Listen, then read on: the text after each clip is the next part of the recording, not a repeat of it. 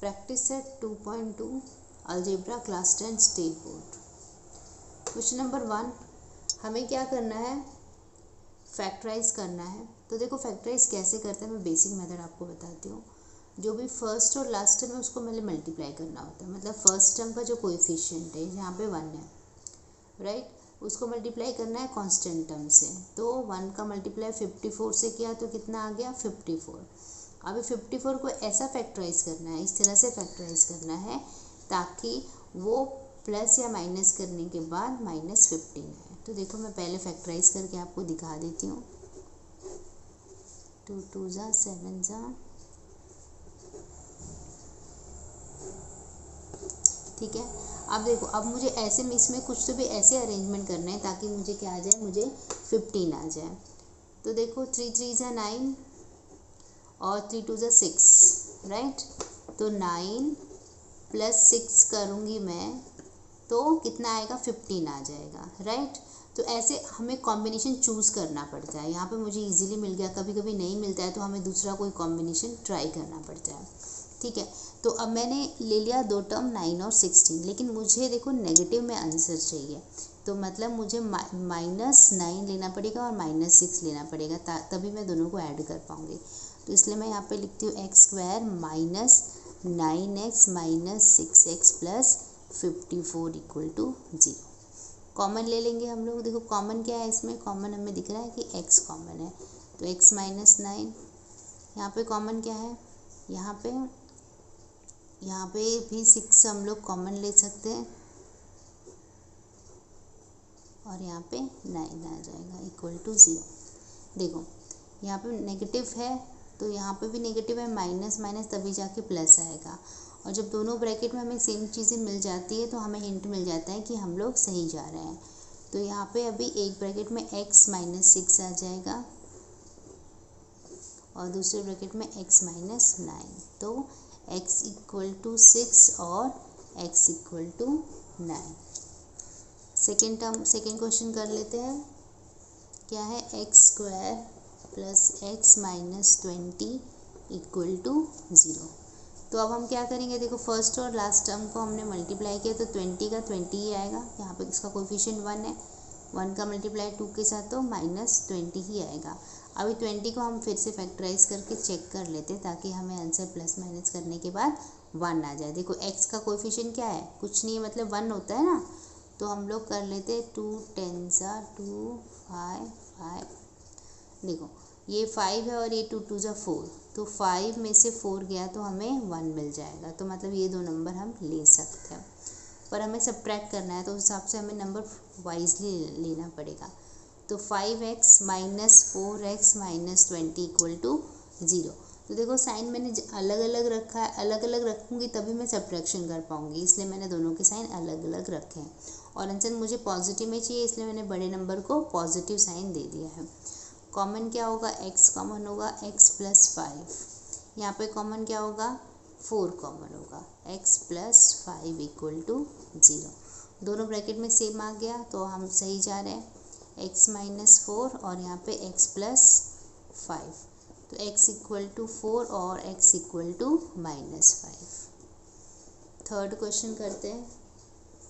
2y² + 27y + 13 = 0।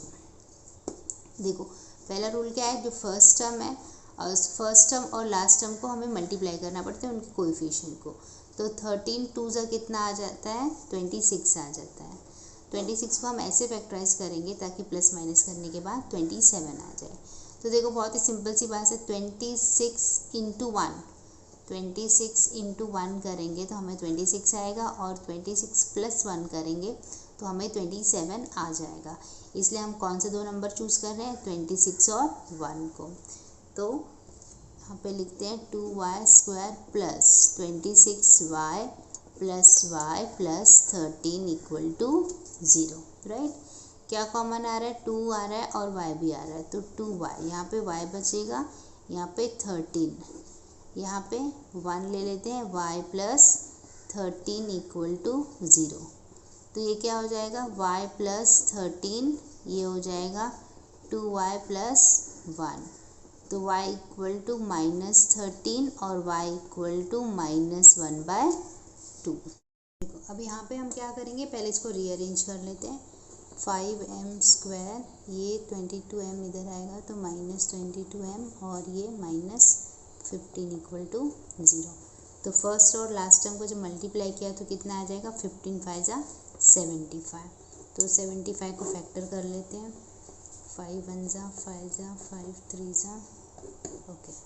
तो देखो तो 5 5 जा 25 और ये 3, 25 में से 3 गया तो हमें 22 मिल जाएगा। तो हम लोग ये दोनों कॉम्बिनेशन ले लेते हैं। 5m² -25m + 3m -15 equal to 0। अब देखो इसमें से कॉमन क्या हो सकता है, 5m कॉमन हो जाएगा तो m -5, यहाँ पे 3 कॉमन हो जाएगा तो +3m -5 इक्वल टू 0। तो 5m + 3 और दूसरे ब्रैकेट में m -5, तो m का वैल्यू क्या आ जाएगा, m इक्वल टू -3/5 और यहाँ पे m इक्वल टू 5, ठीक है, तो 0। फिफ्थ क्वेश्चन करते हैं। देखो यहाँ पे 2 है तो इस 2 को हम पहले हटा देते हैं। तो क्या करना पड़ेगा, अगर हम पूरे टर्म को 2 से मल्टीप्लाई कर देते हैं तो हमारा टर्म थोड़ा इजी हो जाएगा, यहाँ से फ्रैक्शन हट जाएगा, इससे कैलकुलेशन इजी हो जाएगा। तो मैं क्या कर रही हूँ, पूरे टर्म को 2 से मल्टीप्लाई करती हूँ। तो 2 से मल्टीप्लाई किया, इधर पे 4x² हो गया, यहाँ पे 4x हो गया और यहाँ पे हाफ का मल्टीप्लाई 2 से करूँगी तो सिर्फ 1 बचेगा, ठीक है। अब देखो फर्स्ट और लास्ट टर्म के कोएफिशिएंट को मल्टीप्लाई किया तो 4 आया और 4 को मैं कैसे फैक्टर कर सकती हूँ, 2 2 जा 2 + 2 भी 4 होता है, लेकिन दोनों नेगेटिव चाहिए मुझे, ठीक है। तो मैं लिख देती हूँ 4x² -2x 2x + 1 equal to 0। तो क्या होगा, देखो इसमें से कॉमन क्या होगा, 2x कॉमन हो जाएगा, x माइनस यहाँ पे 1 बचेगा और यहाँ पे क्या कॉमन होगा, माइनस, कुछ भी कॉमन नहीं मिल रहा है ना यहाँ पे, तो हम 1 ले लेंगे। तो यहाँ पर 2x - 1 इक्वल टू 0। देखो दोनों ब्रैकेट में सेम है, यहाँ पे 2 रह गया हमारा, 2 2 जा 4 होता है ना, इसके लिए। तो 2x - 1 और यहाँ पे 2x - 1, ठीक है। तो x का वैल्यू क्या आ गया, 1/2 और यहाँ पे भी x का वैल्यू 1/2 आ गया, ठीक है। अब हम करते हैं 6th वाला क्वेश्चन। देखो x से हमें मल्टीप्लाई करना पड़ेगा ताकि यहाँ से जो x हो हट जाए। तो हम क्या करते हैं, यहाँ पे x का से मल्टीप्लाई किया तो x² हो गया, यहाँ पे x से मल्टीप्लाई किया तो सिर्फ 2 बचा और यहाँ पे x से किया तो x आ गया। अभी क्या करते हैं, सबको एक तरफ ले लेते हैं, 6x² -x - 2 इक्वल टू 0। देखो फर्स्ट और लास्ट टर्म को मल्टीप्लाई किया तो 12 आ जाएगा, 12 को फैक्टर कर लेते हैं, 2 6 जा 2 3 3, 1 आने के लिए क्या, 2 2 जा 4, एक तो टर्म 4 हो जाता है और दूसरा 3, 4 में से 3 गया तो हमें 1 मिल जाएगा। तो लिख देते हैं 6x² -4x + 3x - 2 equal to 0।